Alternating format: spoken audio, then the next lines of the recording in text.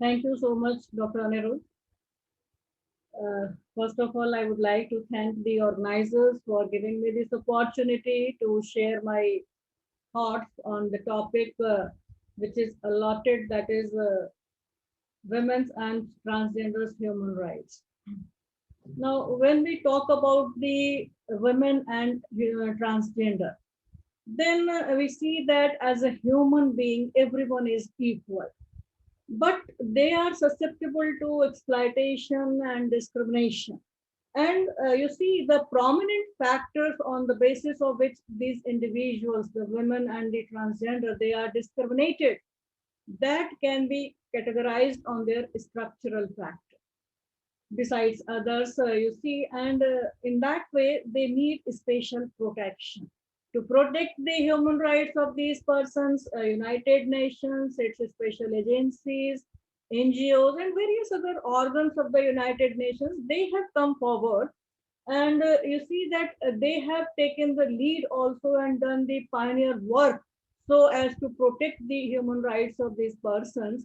And at international level, we find a lot many conventions, principles, which have been adopted, which have been accepted by the United Nations, just in order to protect the human rights of the women and the transgender.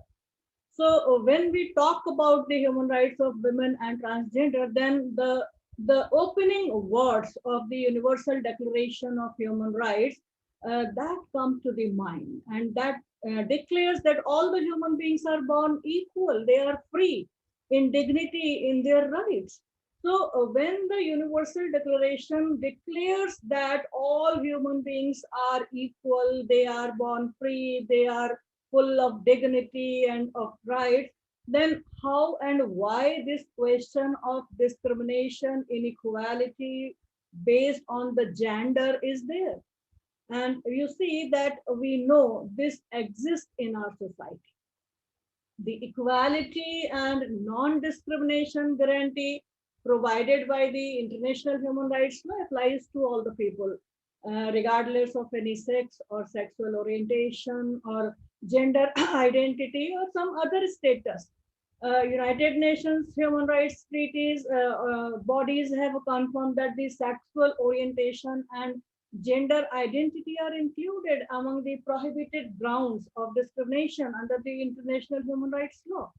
And this means that it is unlawful to make any distinction, any discrimination of the peoples, basically based on the fact that they are the women, they are the transgender, just as it is unlawful to do so, which is to be based on the skin color, race, sex, class, category, religion, or any of other status. Similarly, the sexual orientation and the discrimination on the ground of sex is also not accepted. It's considered to be unlawful. But we see that human rights apply universally to all the persons.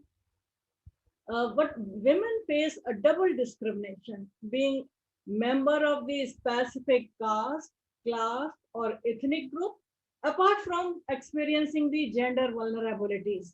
Because gender is one, and the class to which she belongs, that is the other thing. So, in violation of the human rights of women is always there, and women have very low status as compared to the men in Indian society, though all the laws, whether it's the laws, domestic laws or at international level, they provide the equality. But you see, in practice, they have very low status as compared to men. Not this is not an absolute statement, but you see, the majority is like that, and they have very little control on the resources and on the important decision making, which is related to their own lives. Even women face violence, and it has an impact on their health also. So we see that starting from the infancy, during the infancy and growing years as a girl child, she faces different forms of the violence like infanticide. Now with the advancement of the scientific and technology, the feticide, female feticide, neglect of the nutrition, and then education is not for them, healthcare is not properly taken care for the girl child.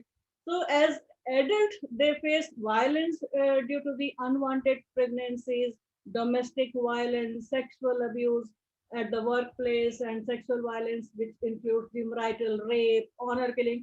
So you see that the women as a sex, as a gender, is not free from the discrimination right from the beginning. That is, even in the womb, you see the violation of the human rights is there in the shape of the female feticide, and it continues till her death, because this is something which we see that in society, particularly in Indian society, which is socially unequal, that invokes the hierarchy of the groups also. And you see that because of this, the girls in India get married below the legal age and experience the pregnancy. Maternal mortality rate is very high in India. Then discrimination increases by the complex mix of the two factors, being a woman and being belonging to any other particular group, marginalized groups also. Then gender-based violence. So all these things we find that the women are facing in our country at a very high level. Then when it comes to the human rights of the women, so we see that the laws and practices which are governing the women's personal status, their legal capacity, and the role in the family, that continued to be denied women's right world over. Throughout the world, you find that they are being discriminated. And we see that the women, they are found that their relationships to a male relative or to the husband, that determine their rights.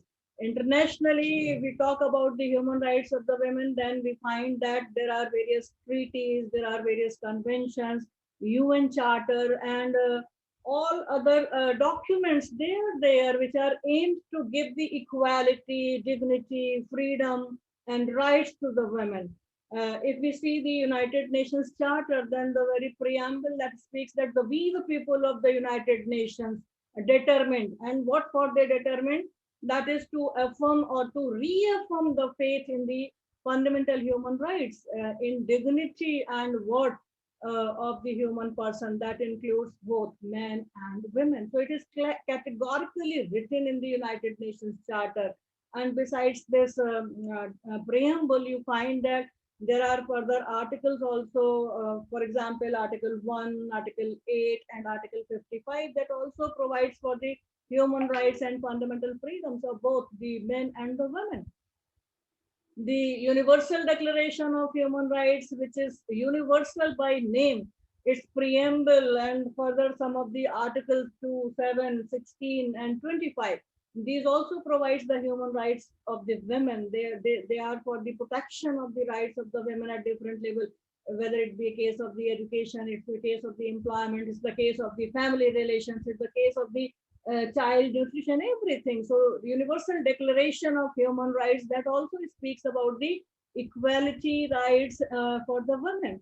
Then the two covenants of the United Nations, International Covenant on Economic, Social, and Cultural Rights, or it is International Covenant on Civil and Political Rights, they all provide for the women's rights or women equality rights, or there shall not be any discrimination, so that the state parties may enter into and may do at their domestic laws changes which may not result in the inequality or discrimination for the women.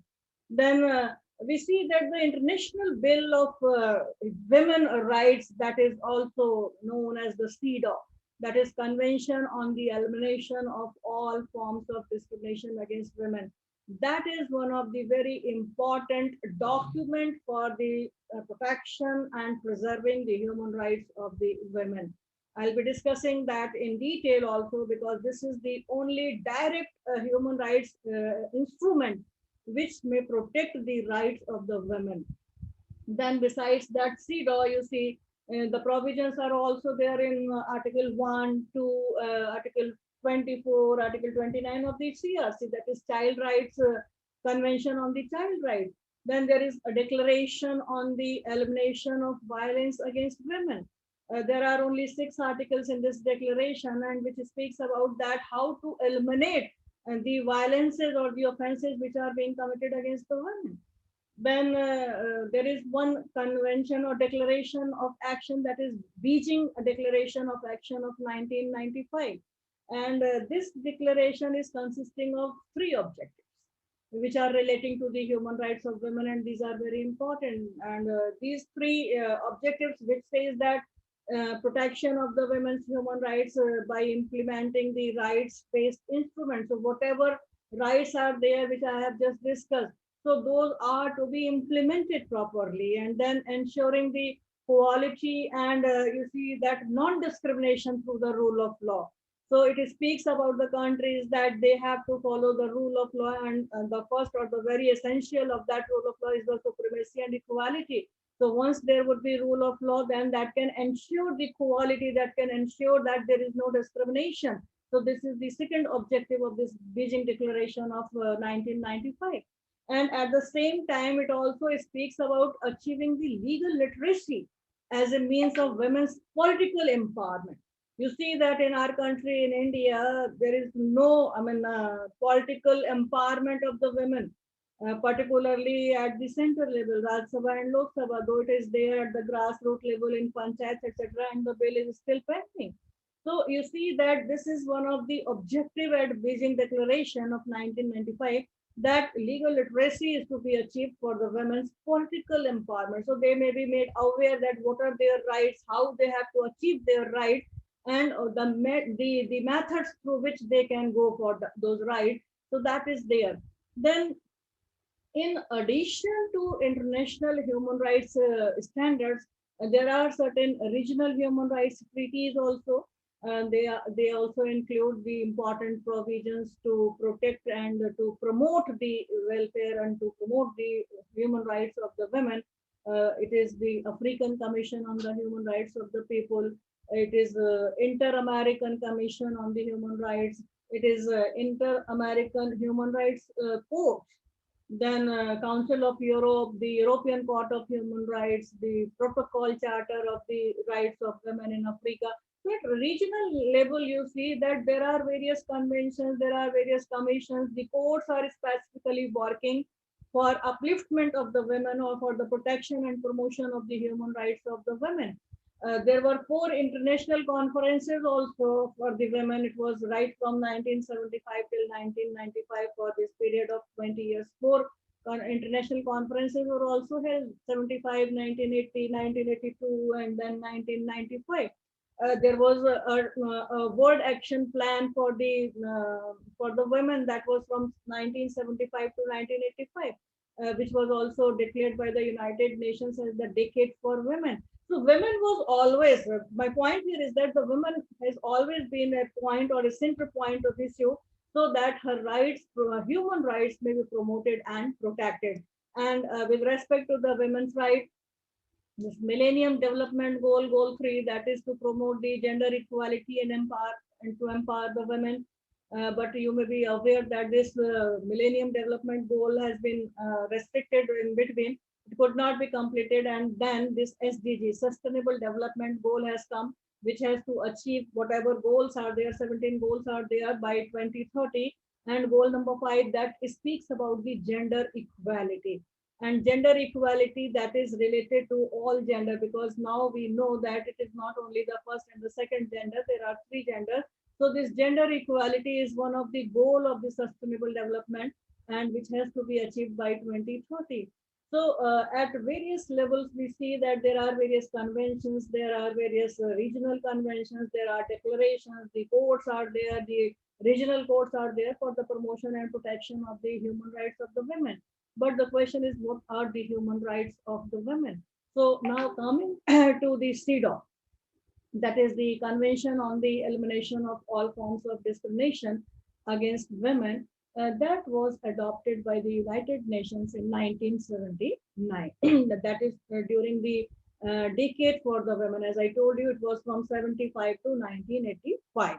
So it's a binding international instrument that mandates the signatory parties to take all appropriate measures. The countries who have ratified, who are the signatory of this convention, then they have to make changes according to the provisions of this convention in their domestic laws, in their municipal laws, to facilitate the advancement of women, to uphold their human rights. You see, then in United Nations Commission on the Status of Women, that was of 1973, that gave the shape to this CEDAW. In its working paper, the Commission stated that the Declaration on the Elimination of Discrimination Against Women of 1967, not the legally binding human rights treaties, had been effectively advancing the status of women, and that's why we need a specific convention for the promotion and protection of the rights of the women, and that's why this CEDAW took birth in 1979 by that working paper of the committee, and it is one of the most popular convention of the United Nations. It is known as the International Women Bills of Rights, and its popularity is reflected in its high rate of ratification. You see that it was declared in 1979 and it entered into force on 3rd September 1981. That is just 2 years or less than 2 years period after the General Assembly adopted it on 18th December 1979. So this is the popularity of this convention of the discrimination against women. And you see that its preamble and 30 articles of the CEDAW, those are divided in 6 parts, which are aim to eliminate the gender discrimination and to promote gender equality, because the basis for all these things is the equality and the elimination of discrimination, because the discrimination or inequality which are being faced by the women, that is the sole thing which we find that the provisions are meant in the International Women's Bill of Rights, that is CEDAW. So this convention defines the discrimination. As we see that discrimination is only the division or the distinction between the two parties, or it is something like the preference is to be given to the one party against the other party. No. This convention defines discrimination against the women as any distinction, exclusion, and restriction. Three things are there for the discrimination in the definition of this CEDAW, and that is made on the basis of sex. So if there is any distinction, if there is any inclusion, exclusion, if there is any restriction which is made on the basis of sex and which impedes, which restricts the women's human rights and fundamental freedom in her political, economic, social, cultural, civil, or any other field, that would be resulting into the discrimination. And this convention says that it has to be eliminated and the rights of the women are to be protected. So these fundamental rights, human rights and fundamental freedoms are in the field of politics, economics, social, cultural, and civil. So any field where there is any distinction, exclusion, or restriction on the basis of sex, then this would come under the definition of discrimination. So we see that Article 1 provides this. Then it also sets the agenda for national action to end such discrimination under Article 2 for making the provisions of equality of that of the men and women in their national constitutions or in other appropriate legislations. It's not that the constitution should contain all these provisions, but there may be some specific legislations also at national level or at domestic level. So Article 2 of this convention provides for that. If the countries or the state parties who are the signatory who have ratified this, they have to change their constitutions and legislation so that they may be in conformity with the provisions of this particular convention. And along with that, you see, to repeal any of the national law or the provisions, penal provisions, which are contradictory to this particular convention or at the same time which constitute discrimination against the women. So this is what section Article 2 provides for this convention. Then Article 3 of this convention requires that all the parties here, I mean that the state parties who are the signatories, they have to take the appropriate measures. Appropriate measures for what? Appropriate measures, that is by making the law, enactment of the laws to ensure that there is a full development and advancement of the women. And there should not be any inequality. There must be equality with that of the men. So this is the provision. Then She may be given the maternity benefits also, and she should not be considered. There should not be considered any discrimination on the ground of maternity. Article 4 provides for.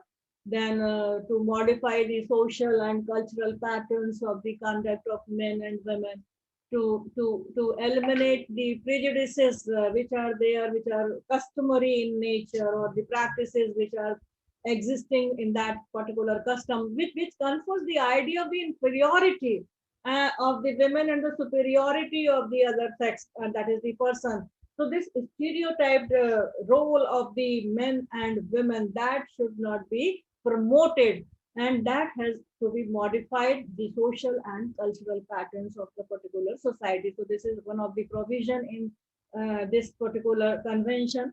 Then you see that the state parties are also under the obligation to take appropriate actions and to take appropriate measures so as to suppress any form of trafficking in women and the exploitation of the women, so that they may not enter into the business of the prostitution, or there shall not be any exploitation or sale or purchase of the women. So Article 6 provides for these type of the provisions are to be incorporated in the national legislation for by those states who are the parties. So that's why their human rights can be protected. Then part 2 of this particular convention, that says that the voting rights in the elections, that may be conferred to the women also, because in some of the countries you see that the women were not having the voting rights. In India, we are having the voting rights. The women are also eligible for voting, but there are certain countries, and initially you must be aware that even it was not available to the women in England, the right to vote. So this convention says under Article 7 that the women are entitled and eligible to vote in the elections, to participate in the formulation of the government policies, to participate in the non-government organizations and the associations which are related to the public and political life of the country. So, meaning thereby their political empowerment is considered by this Article 7, and the women are allowed to be allowed by in their national legislations by the state parties, so that they may participate in the political working of the nation, or the formulation of the government policies. Then opportunity must also be given to the women so that they may represent their governments at the international level. They may participate and work in the international organizations, and they may have the right to acquire equally as the men have the right to acquire and to change or retain their nationality also. So Article 8 and 9 provides for these things. Then in part third, the Article 10 to 14, that speaks about the rights, women rights of non-discrimination in the education, that she should not be discriminated on for the education. She should be allowed to go for the education. There should not be any discrimination in employment, or at the same time economic and social activities, there shall not be any discrimination. So Article 10, 11, 13, they speaks about the education, employment, and economic and social activities of the women. Then women right to access to the health care services, and that includes the family planning and other things relating to the family expansion. That is also the power, that is also the right of the women under Article 12, that she may have the access to the healthcare services, and this is her choice relating to the family planning procedures and all these things. So this is the provision there, and that has to be incorporated in the national legislations also. Then Article 14, that is related to the problems which are being faced by the women who are from the rural background. The women who are coming from the rural background, they are playing significant roles in the upliftment of the economy for their families, but they are working for the non-monetized sectors in the economy. So how they have to be brought in the mainstream, what has to be done, provisions are to be made so that there may not be any discrimination for those women who are coming from the rural background or the rural women. So the economic survival of their families, which is dependent on the work role, on the roles of the women, that has to be protected, that has to be promoted. Article 14 of this convention provides for that thing. Then equality in the matters of the civil services, equality in the matter of the business matters, equality in the matters of the economy and other things, that is also to be provided to the women. And you see the provision is there in Article 15 of that convention, which speaks about the equality of the women in civil and business matters. Then issues relating to the marriage, issues relating to the family relations, issues which are relating to the choice of the spouse even, and the parenthood, or you see the personal rights and the command over the property. So whatever is there, these are related to all the women, and this has to be protected under Article 16 of this convention, so that whatever issues are coming regarding parenthood, regarding marriage, regarding family relations, those must be treated equally, and this equal rights and obligations of women and men, that has to be there. And then you see part fifth of the convention, that is Article 17, that is for the purpose of making the progress of the this particular convention, that whatever rights, whatever protections are being provided in this convention, so how these provisions of this convention are being implemented, and how the national state parties are working, then that has to be monitored, that has to be reviewed. And for that purpose, there is the provision for the establishment of the committee on the elimination of discrimination against women. And this committee is consisting of 23 experts. They are to be from high moral standing and competent in the field of that area which is covered for the women rights. And various experts and the persons, they are to be the member of this particular committee, that has to look into the matter as to whether the state parties, they are performing, they are incorporating the provisions in that or not. And finally, you see the final part of the convention, that is related to like other conventions of the United Nations, which speaks about the signature, revision, ratification, publication, etc. of the convention.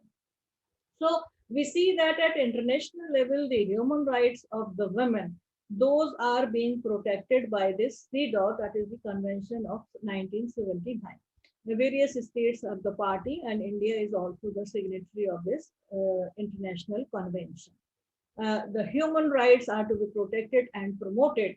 And in that way, we see that in our country, in India, ours is a country which is governed by rule of law, and the constitution being the supreme lex, the supreme law of the land. From the very beginning, you see the preamble that speaks about the equality, that speaks about the dignity, that ensures to all the citizens. When it speaks that we, the people of India, then that we includes everyone. It is not excluding either women or the men. It is not excluding the transgender. It is not excluding anyone. So that preamble, initial 5 words, we, the people of India, that we includes everyone. So whatever follows in that constitution, that all is applicable equally to the men and the women. However, you see in fundamental rights, there is a specific provision under Article 15, Clause 3, which speaks for the special provisions for the women can be made, and the state is under the obligation.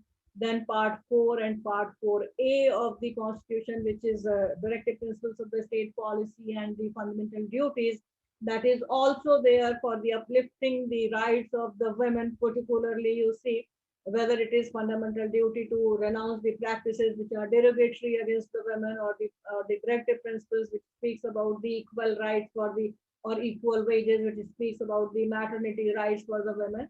So you see that the provisions are there in the Constitution of India. Besides the Constitution, there are other laws also which speaks about, for example, Indian Penal Code is there, Domestic Violence Act is there, Dowry Prohibition Act, Sexual Harassment at Workplace, trafficking, education, employment. So all we see that the various statutes are there, which are for aiming towards the elimination of discrimination against women.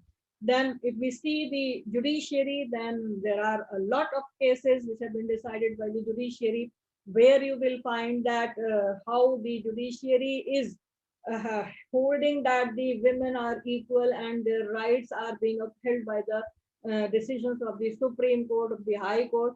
So there are a lot many cases. I'm not going into detail of those cases. You all may be aware about where the equality has been conferred right from Nargesh Mirza onwards. You can see latestly Babita Punia judgment, the permanent commission in the army. That is all on the basis of the equality. Or you may go for the Vinita Sharma of 2020 judgment, the rights in the or succession right of the daughter.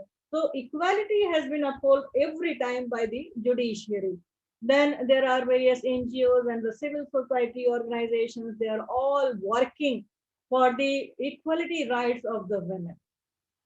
But we see that still the women faces certain inequality and discrimination. So what we have to do for that, as to how we have to go about that, we are having the human rights treaties and instruments, we are having the constitution, we are having the provisions in various statutes. Some special statutes are also there. The judiciary is working towards the upliftment of the right, but the mindset of the society towards women, that is not being changed. Though I'm not saying that what was earlier today is the same story. No, something has been done, but it is not absolutely done, and we see that women in some area are still facing some of the inequality, and that we have to do, and we have to go by as to how to eliminate that inequality and how to eliminate the discrimination by taking the help of all these NGOs, civil societies, or the judicial decisions and the laws which are in existence. So these are the human rights of the women. Then if we proceed further to see the human rights of the transgender persons, then regarding their rights, remember the very first day of these persons on the earth. That is when they took birth. A doctor or the parent, they announces the arrival of a girl or the boy. And that split second assignments dictates the multiple aspects of our lives. Their gender evolves differently from their being girl or the boy, because these are the assignments which are given to the boy or the girl or to the baby which took birth on the basis of the traditional and biological notions. And their birth results into discrimination, exclusion, and violence even.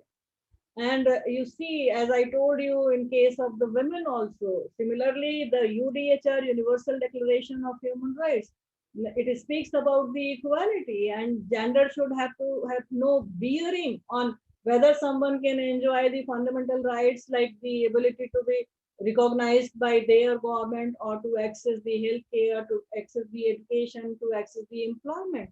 But for the transgender people, you see that it does.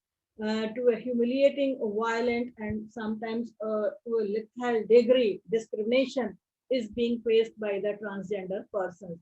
Now, so far as the transgender is concerned, this is an umbrella term, transgender, and it is used for the people whose gender identity and gender expression differs from the sex they were assigned at the time of the birth. And the term may include, but you see, it is not limited to transsexuals, intersex people, cross dressers, or other gender variant people, because everybody must be knowing that LGBT, then LGBTQ, LGBTQI. So you see, a lot of categories are there, and in this term, and that's why we use this transgender as an umbrella term to include each one who has took the birth on this earth and who is being discriminated on the basis of the sexual orientation or gender identity. So you see that the United Nations Human Rights Office has documented a wide range of the human rights violations which are being committed against the individuals on the basis of their sexual orientation or gender identity. They are being faced the violent attacks. Those attacks are aggressive in nature.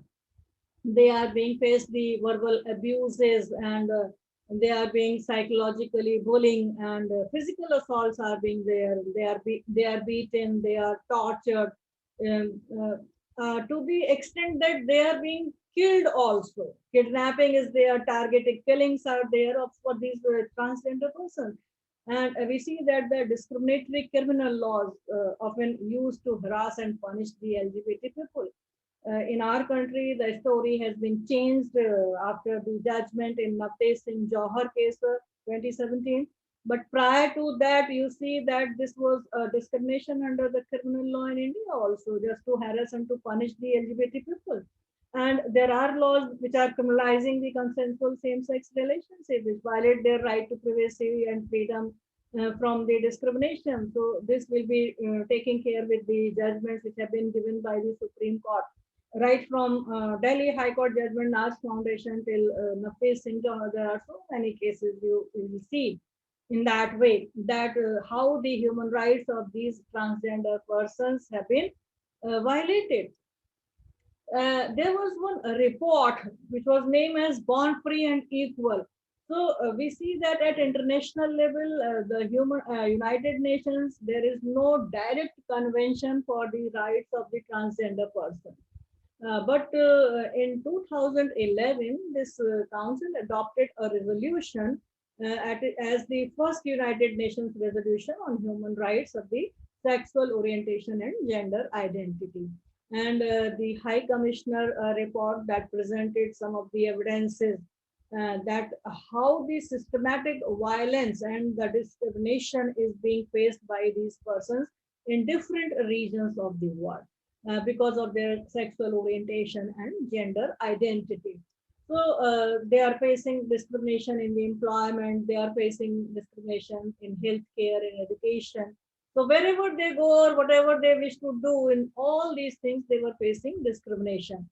And they are being criminalized and targeted, physical attacks, etc.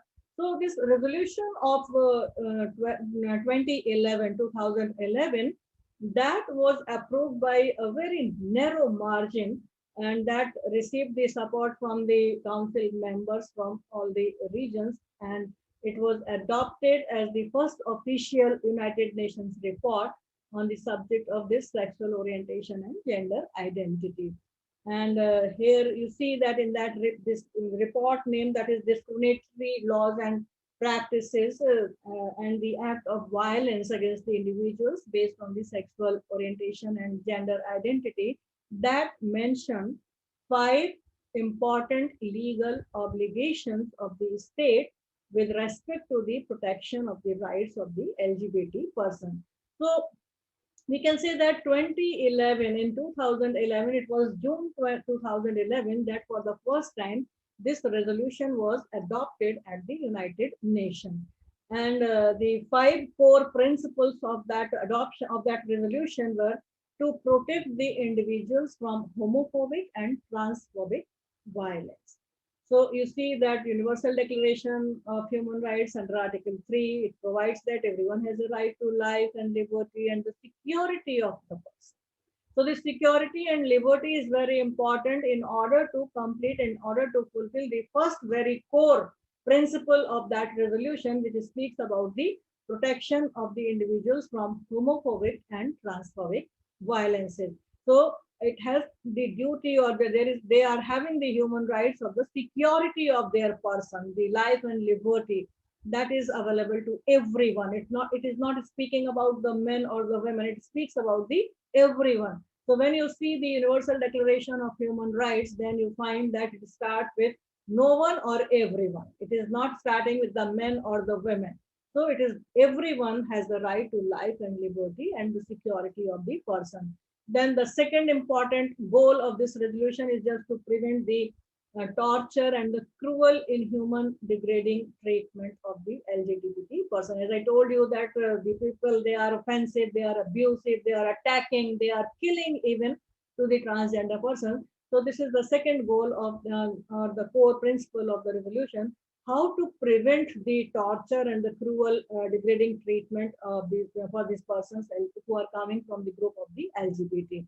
And you see that again, Universal Declaration of Human Rights, Article 5, that provides for that no one shall be subjected to the torture or the cruel, inhuman, or degrading treatment or punishment. There is a specific convention of the United Nations also, CAT, that is Convention Against Torture, that again is applicable to all the persons, and in that you see transgender also comes within that. Then the other principle of this resolution is just to decriminalize the homosexuality. So the constitutions or the specific laws of various states, if they are having the homosexuality as a criminal offense, that it has to be decriminalized. Then another principle which is related to the transgenders, that in that resolution is the how to prohibit the discrimination which is based on their sexual orientation. So you see that UDHR under Article 2, that and makes the entitlement of all the rights and the freedom to all the persons without any distinction, either on the ground of the race, color, sex, language, religion, political affiliation, or other opinion, or from national origin or social origin, property. So various grounds are there that on that ground there cannot be any discrimination, and it starts again with the everyone. So when it starts with everyone, then this particular goal, that is to prohibit the discrimination or the based on the sexual orientation, that is also covered by this Article 2. Then Article 7 again of this UDHR, Universal Declaration of Human Rights, that again says that equality before law and equal protection, and there shall not be any discrimination of the person concerned. So that is also applicable because no discrimination can be made on any of the ground. Then there cannot be any arbitrary arrest or detention or exile or banishment of these persons under Article 9 of this UDHR, and they shall not be, subjected to any arbitrary detention, or they cannot, one cannot enter into their right to privacy in their family rights, or they cannot attack upon the honor or reputation of the person concerned. So this is how you see Article 12 of the Universal Declaration of Human Rights provides for that thing. Then the fifth and the last goal of that resolution was respect the freedom of expression, association, and peaceful assembly. So that these persons may not be excluded from the mainstream. They have to be brought in the mainstream of the society. And for that, their right to expression, their right to association and assembly, that must be ensured. And this is one of the goal of that resolution. So you see that Article 19 of the Universal Declaration of Human Rights, that confers this right to freedom of thought and expression, that includes to hold the opinion, that includes to seek and receive and to impart the information and the ideas, that is there. And at the same time, Article 20 of the Universal Declaration, that speaks about the freedom of peaceful assembly and association. So these five goals, or which are there, the five principles of the resolution, those are said to be one of the norms to deal with and to eliminate the discrimination or inequality which are being faced by the persons who are coming within the category of the or the term transgender. So when after this 2011, we see that transgender in the human rights in the contemporary world. Then in 2015, United Nations High Commissioner, that you see that the human rights issues relating to the legal identity documents and their gender, and at the same time how the conditions are abusive, like sterilization or the forced treatment or the divorce like things. So how to take care of all these things, how to protect these rights of the transgender persons. A report has been introduced by World Health Organization in 2015 regarding the gender identity without any medical requirement or discrimination. So this was important thing which has been done at the international level. Then another thing which has found the status of the Bible for the rights of the transgender, Those were the Yogyakarta principles. These are said to be the volume of the human rights, international human rights, for the protection and promotion of the rights of the transgender. In 2006, a very, very distinguished group of the international human rights experts, they met in Indonesia, Yogyakarta. That was the place where they met. And the purpose of their meeting was the report which was submitted earlier, and they outlined the set of the international principles relating to the sexual orientation and gender identity. And because the pattern of evidences or the systematic violence of the rights of the transgender, which was reported, so the very purpose of this meeting or in Indonesia was just to bring some of the principles so as to protect the rights of those persons which are relating to the sexual orientation and their gender identity. And these set of principles are known as Yogakarta principles. And these principles act as the universal guide to the human rights, which are binding at international level. At legal standards have been given to that, and the states have to comply with those principles.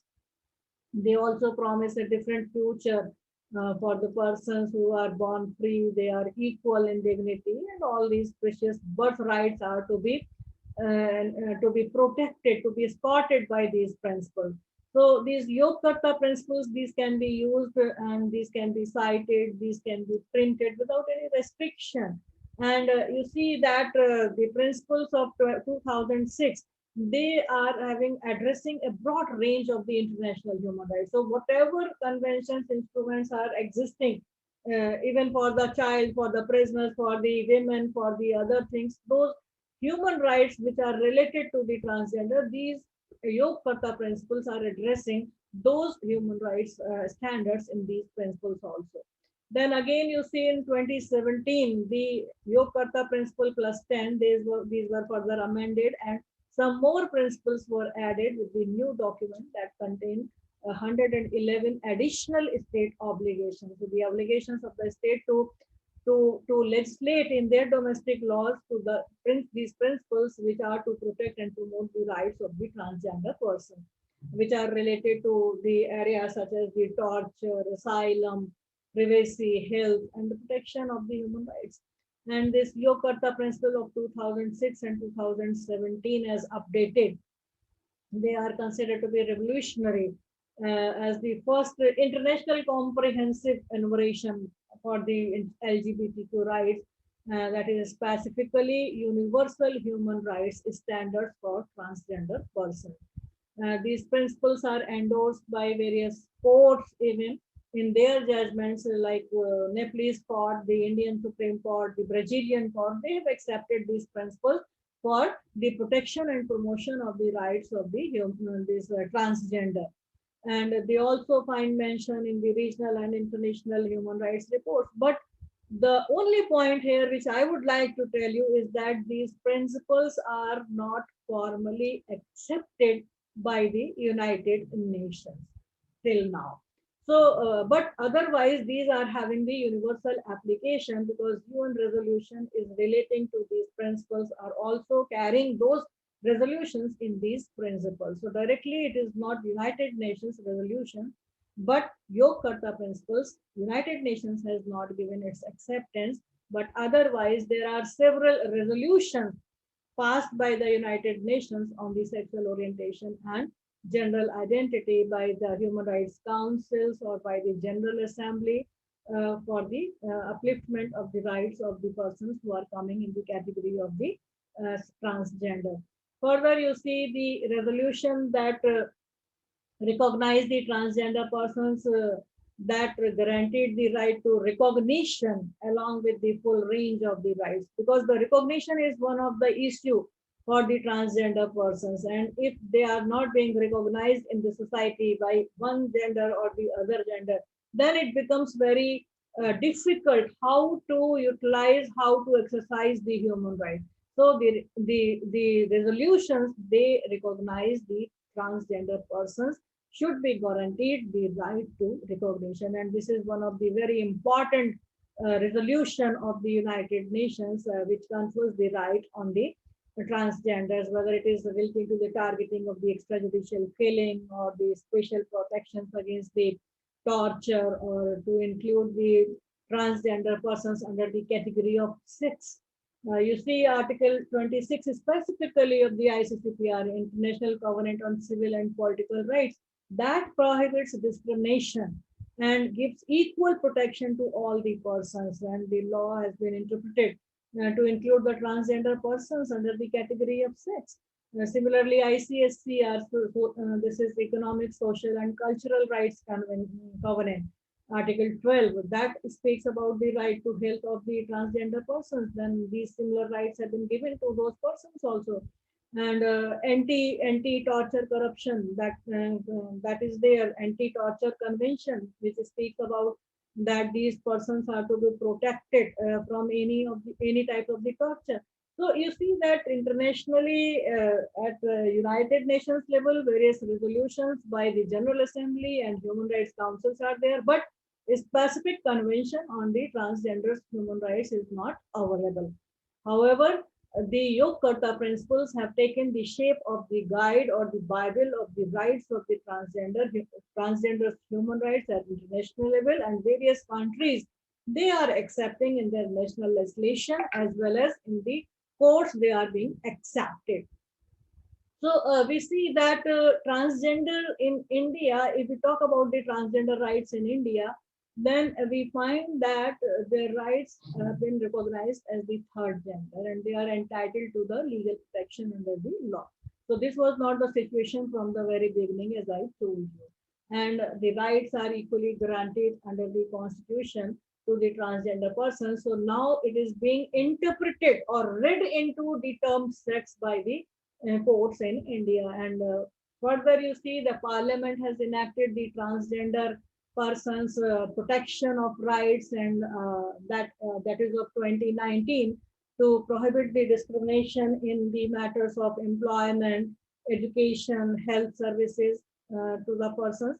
Welfare measures have been adopted to protect the rights of the transgender persons in this Act of 2019. But before going into detail as to what are the specific provisions of this Transgender Act of 2019, the point here is that what type of the problems these transgender are facing in our country.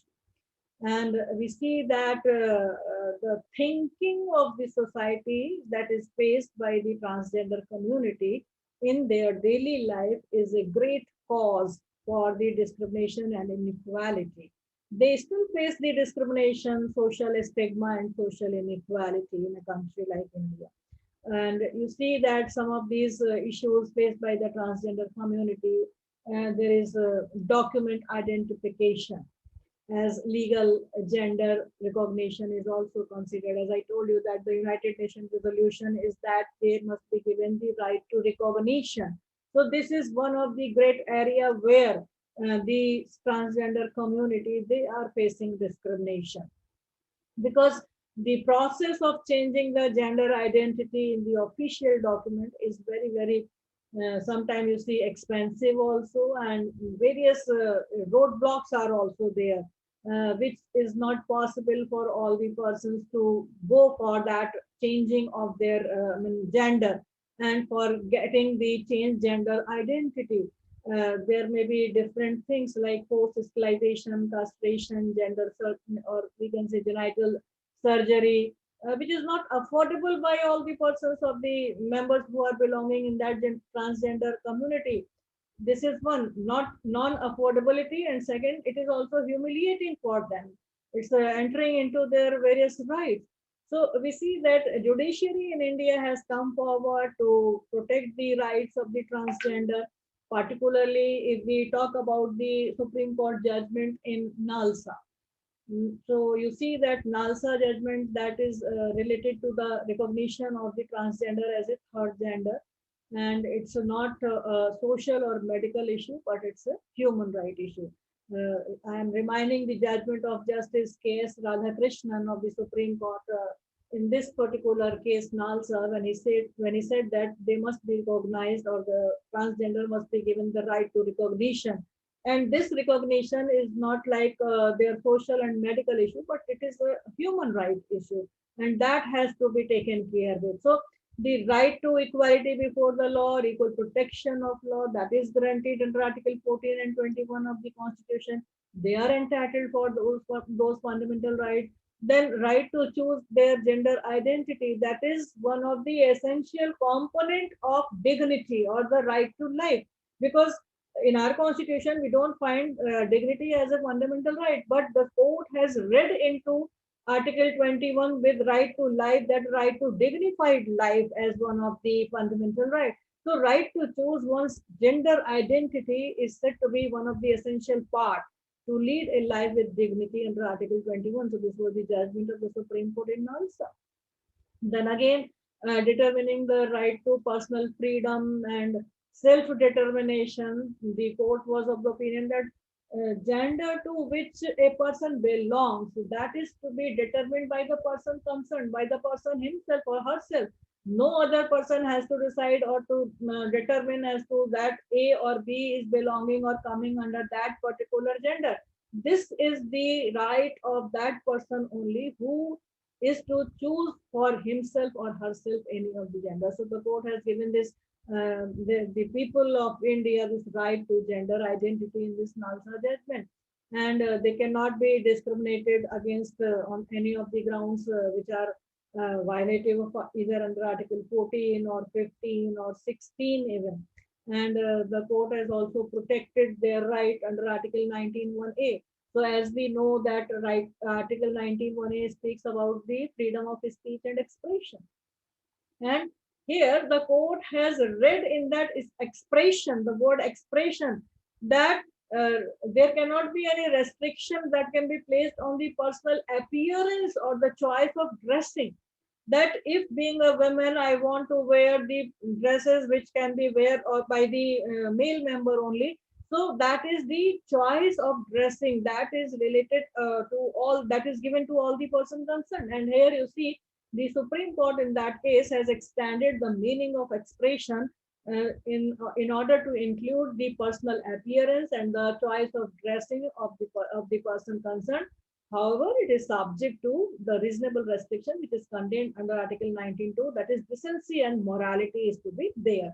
So any dress which one want to wear, that is his or her fundamental right under Article 19(1)(a) as an extension of freedom of expression. So you see, a person will not realize his dignity if he is forced to join in a gender to which he does not belong to.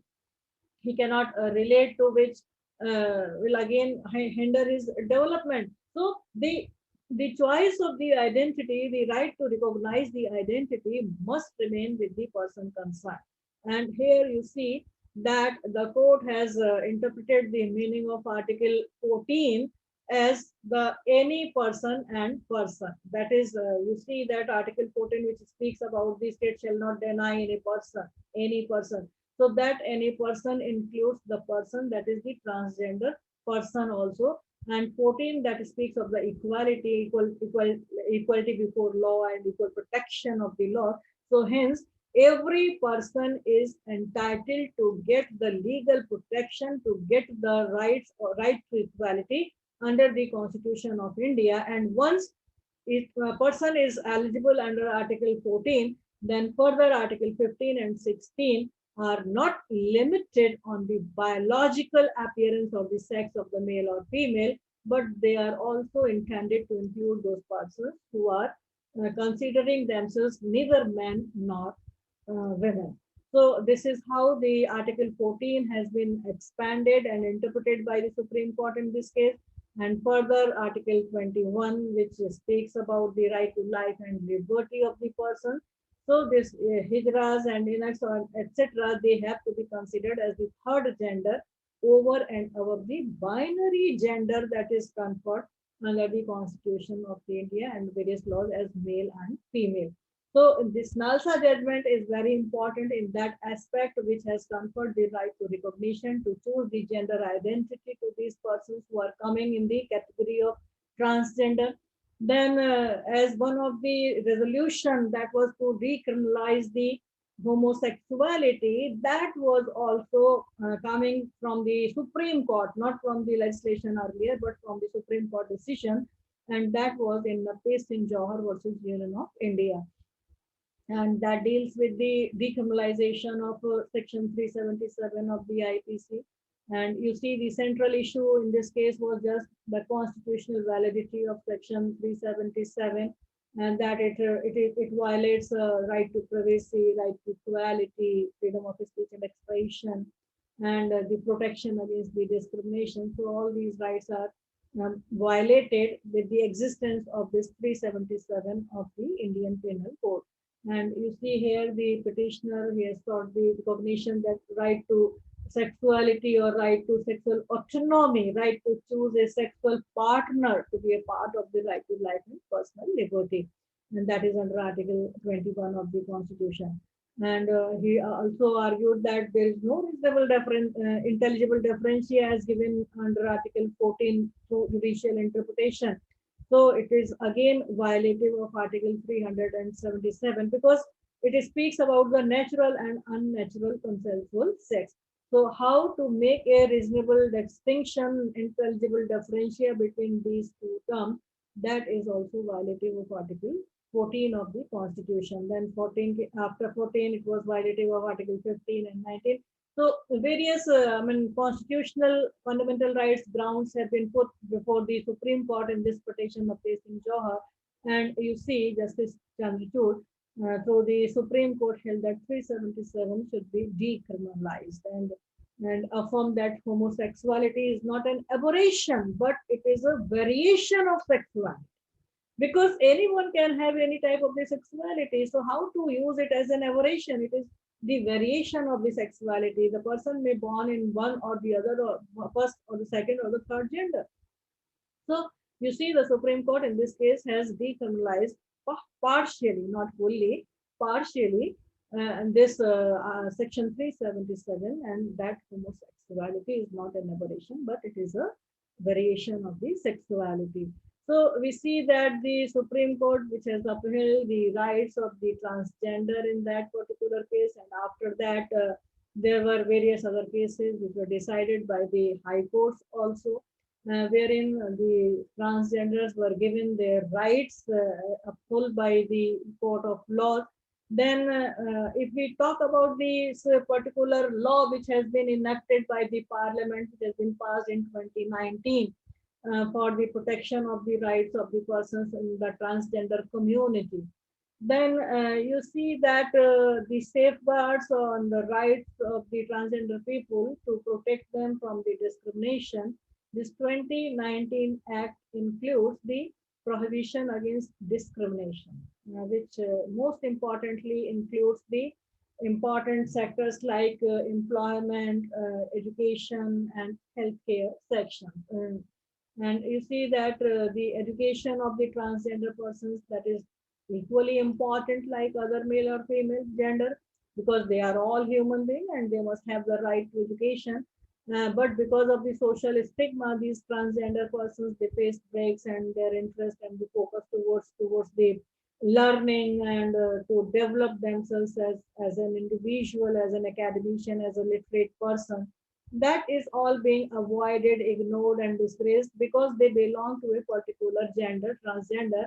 And the students who are coming from this transgender community, they were even not admitted or denied in the educational institutions because they do not recognize their gender identity. In every form you see either Miss or Mr.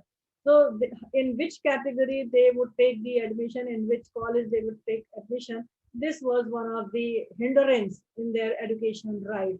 So this Act of 2019 provides for this education rights to the transgender persons, and this Act says that the educational institutions, those are funded by the government or recognized by the government, they shall provide the education, recreational facilities, sports facilities to the to this transgender persons without any discrimination. Then in the matters of employment, the transgender persons, they were suffering and they have suffered a lot at the workplace discrimination, and the discrimination in the matters of the employment also. And they suffer discrimination mainly in the form of the privacy violation, refusal to hire, or the harassment, which leads to the unemployment and poverty.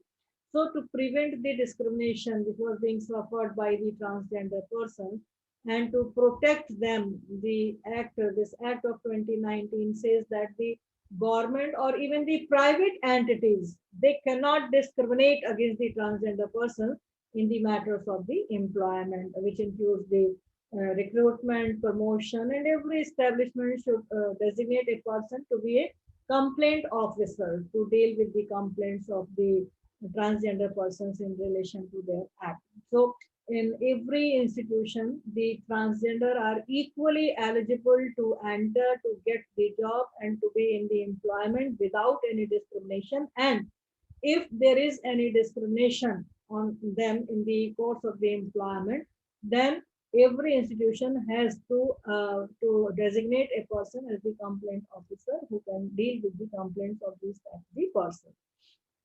Then, besides education and employment, the healthcare services are also very important for the transgender person. And you see that this healthcare services only provides the medical procedure which is involved in the transition. That is, health refers to an overall state to complete the physical and mental and social well-being. It's not confined only to the physical care only, but to the other mental and social well-being also. So healthcare, this refers to a range of the primary and other healthcare services, which includes the housing and then the public acceptance of the transgender people. That is important, and the Act of 2019 further obligates the government that the government should take proper steps to provide the healthcare facilities to the transgender persons, and it should include the separate HIV surveillances centers and sex reassignment surgeries, and transgender persons should be provided with a comprehensive medical insurance even. So you see that the act provides for this. The welfare measures are also being provided under this act, which says that the government, either the central government or the state government, they should take the proper measures so as to ensure the full participation of the transgender persons in the society, and they have to formulate certain welfare schemes and the measures so that their rights may be protected. They may be brought in the mainstream. So welfare measures are also provided in the Act of 2019. So now the Act of 2019, that is consisting of 9 chapters and 23 sections. And in that, you see the transgender person has been defined as a person who is or whose gender does not match with the gender assigned to that person at the birth, and that may include the trans men or the trans women. So a very wide definition has been given under the Act for the transgender persons, which may include the Kinnar, Hijra, Aravani, then Jogata, gender queer. So whatever categories and varieties of the persons in that LGBT group are in existence, so all those have been incorporated in the definition of the transgender. Then chapter 2 of this particular act of 2019, it is a single section which provides under section 3 that the prohibition against the discrimination. And it provides that there shall not be any discrimination of the transgender persons on various grounds. Grounds those are given that I have just discussed with you, that in the employment and occupation, in the matters of the services, in the matters of promotion, in the matters of unfair treatment, or in the matters of the healthcare services. So that is what is required for the person for the leading a full life. That is right to movement from one place to other place, right to reside, or right to purchase some property, right to have the rented house, because this is also one of the very great problem to the transgender persons. Nobody allow them to give their house on rent. So these are the rights which have been said to be given under the Act of this 2019, and that prohibits the discrimination against all these type of the things. If anybody is denying or discontinuing or doing unfair treatment with regard to the right to reside, right to purchase, right to rent, or otherwise to occupy any of the property, then this is all prohibited. And at the same time, they may be given the opportunity to stand in the or to hold the public offices or the private offices, and they should not be given or denial, or they must be given the access to various type of the government and private establishment services. That is one of the important point of this act, which confers various rights on the transgender persons.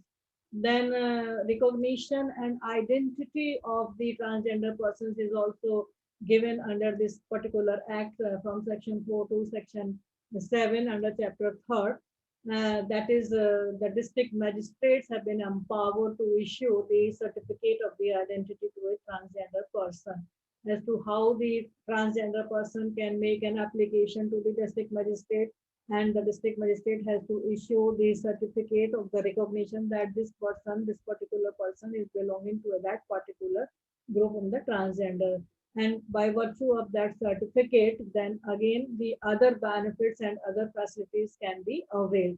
And then there may be the cases when the identity of the transgender person, if the certificate has been given earlier and later on the transgender person want to go under a medical surgery in order to change the gender, then again the application has to be sent to the district magistrate, and required the procedure is there and how that thing has to be done.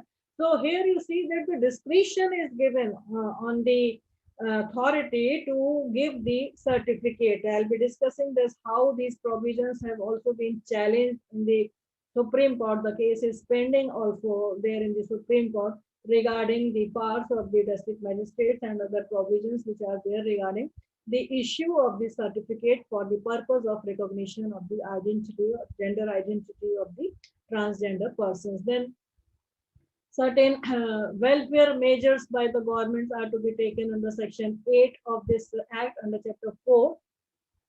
And as I told you, the welfare measures are related to formulating the welfare schemes and programs for the transgender persons, and that they should not be stigmatized, and there shall not be any discrimination against them, and how the government has to take steps to rescue, to protect them, and to rehabilitate the transgender persons, and how to address the needs of these persons. So all the welfare measures, these are to be made by the government, and the provisions are there in section 8 of this particular act of 2019.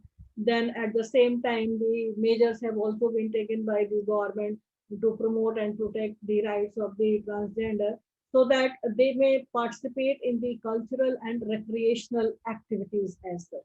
So when we talk about the cultural and recreational activities, then the measures have to be adopted by the government under the act, and this is how the welfare measures are protected and promoted under chapter 4 section 8 of this act.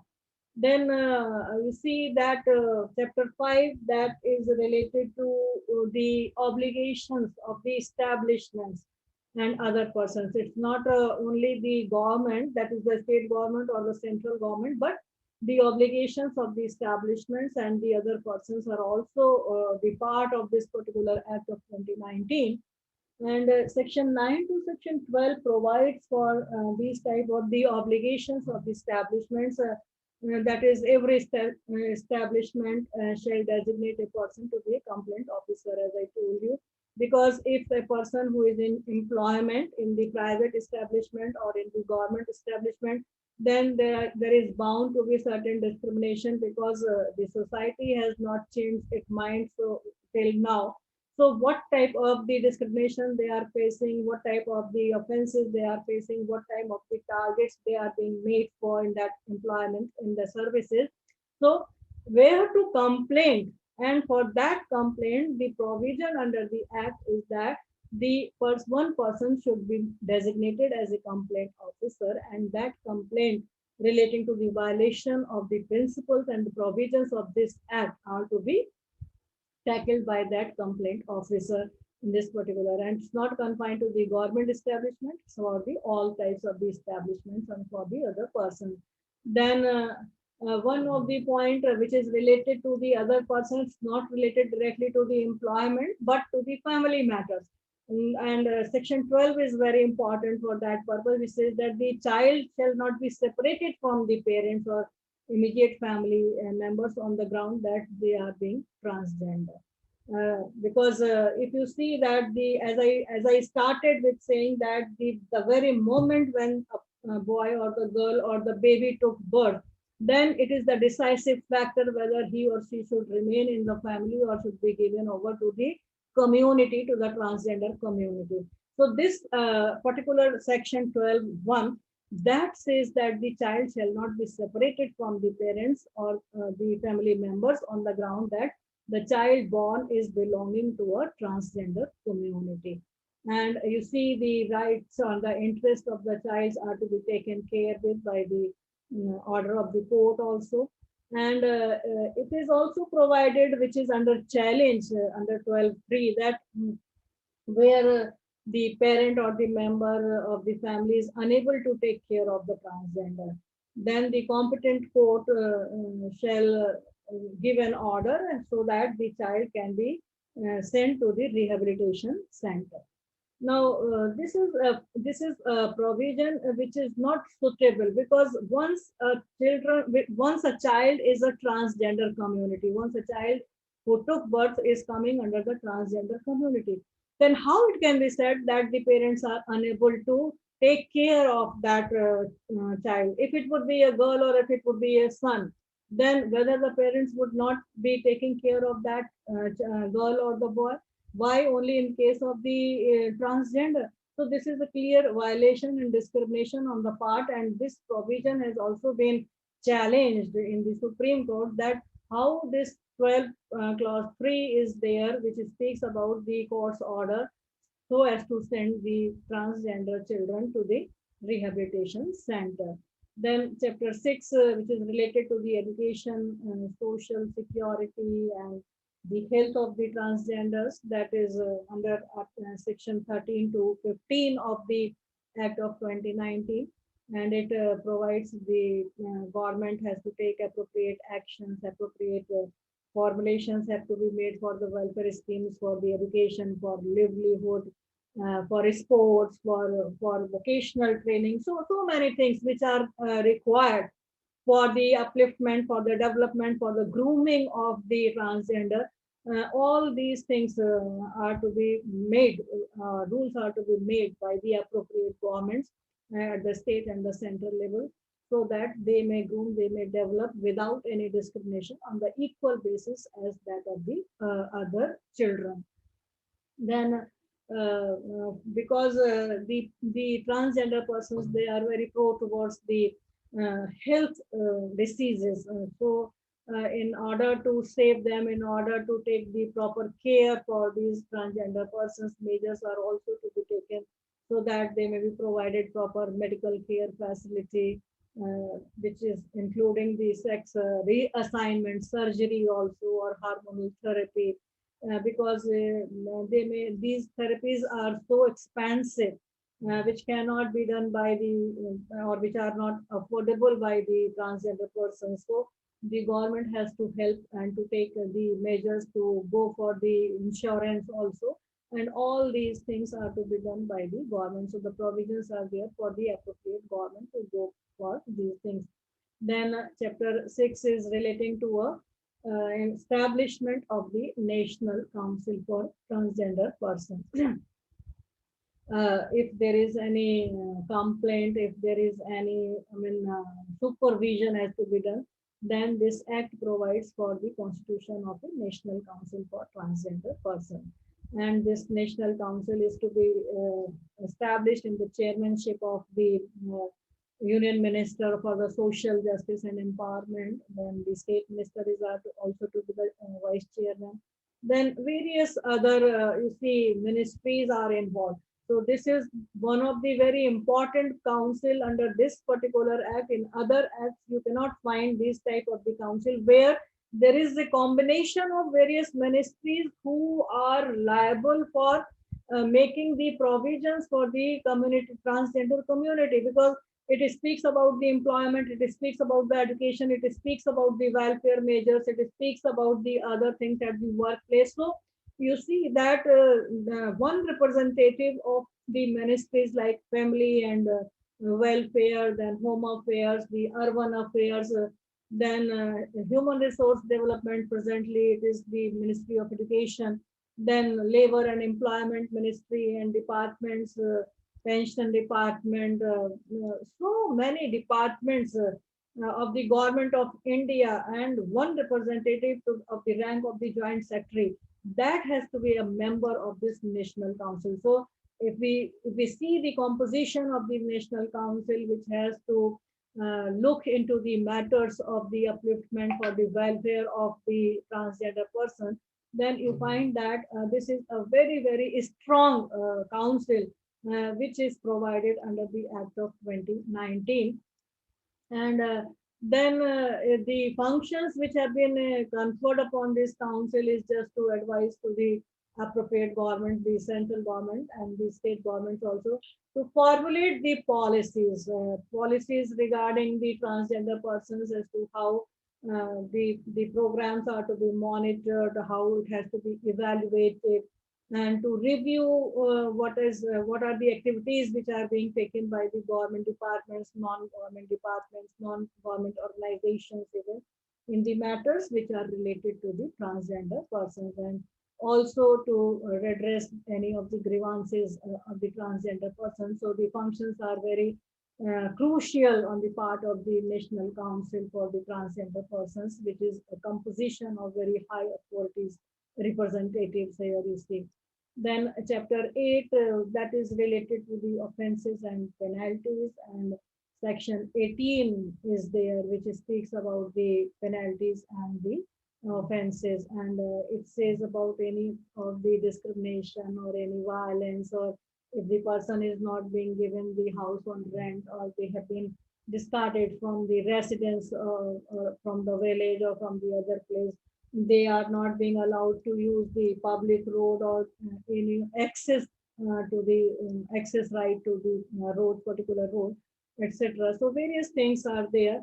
If they are being obstructed by any of the person to have the access to the public places, or to have the access to the beneficiary services, to have the access to the residences, etc., and which is also, damaging or injuring the health and the well-being of the person, then there is a provision for the punishment, and this punishment and penalty, that is imprisonment, which may be for a term of not less than 6 months, and which may be extended up to 2 years, and the fine can also be imposed. And finally, the last chapter, that is related to the miscellaneous, and in every act you all must be aware that it is related to the making of the rules by the appropriate governments. The action taken in good faith cannot be taken, cannot be prosecuted, removal of difficulties. So all these type of the things are there. And as I told you that the Act of 19, this 2019, that has been implemented very recently, and one, first case we can say has been filed against this particular Act of 2019, and that was again a case which was filed by the first transgender judge in Assam.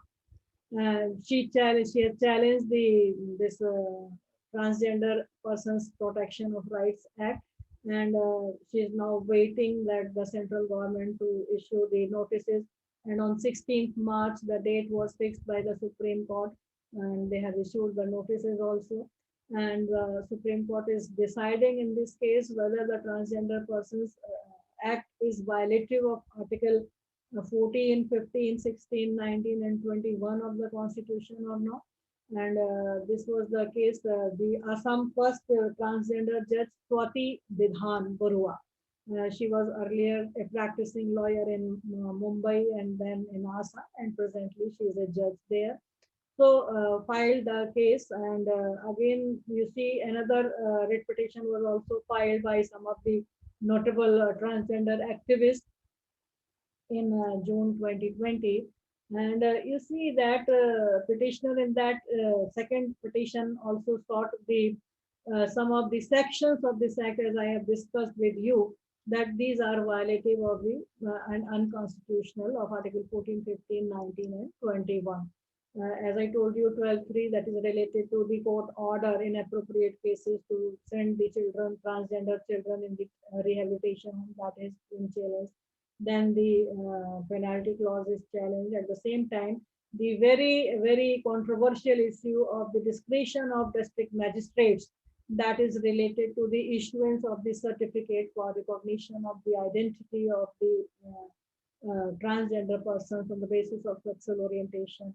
That is also challenged because there is a discretion which is given to the district magistrate, and which is violative of Article 14 as such of the person. At the same time, Article 21 of the Constitution, because the gender identity as a right which has been declared by the Supreme Court in Nalsa judgment. So this is a violation. This act is a violation of that judgment which has been given by the Supreme Court in Nalsa, and therefore these petitions prayed to the court for issuing of the writ of mandamus to the center and the state governments, so that to provide the reservations of the transgender persons in public employment and education, because that says that the transgender persons would be coming under the category of the OBC, or backward class now suggestion. So that 16, under 16 and 15, they must be given the proper direction to the center and the state government, so that reservation can be made. So in that view, we see that the applicability of this act and how it has been challenged, what is the judgment of the Supreme Court that has to come in near future. So let us wait and watch the implementation of this act. And it has been challenged, as I told you, because it was not being a right-based act as it is said, and the certification power, rather discretion to the district magistrates have been given over there. And we have also to wait for a single convention from the United Nations, which is missing in case of the transgender persons' rights, human rights. However, Yogyakarta principles are there. So in that way, we find that the principles or the conventions, the instruments at international level, either for the women or for the transgender persons, those are in existence. And those have been adopted and accepted also. Because if we talk about the Universal Declaration of Human Rights, it's not a document or instrument or treaty. It cannot be signed. It's only a declaration. Similarly, Yogyakarta principles, these are not to be signed. These are the principles like a declaration. So when UDHR can be accepted and adopted, then why not the Yogyakarta principles? So till we see that whether the United Nations is coming up with the convention on the human rights of the transgender person or not, we have to wait for that. However, as far as the judiciary in India is concerned, we see that the human rights of not only the women but the transgender persons as a whole are being upheld by the Supreme Court in various judgments. And we find a clear-cut direction and the attitude of the judiciary in that respect, that how they have respected the human rights of the women and the transgender persons in various judgments, so that they may face or they may enjoy their fundamental rights and fundamental freedoms, the human rights in a society, and they may live, they may groom themselves as a human being, not contented in the category or in the shell of the women or the transgender. As a human being, they are entitled for all the rights. So with these words, I thank to the organizers, and I would be happy if there is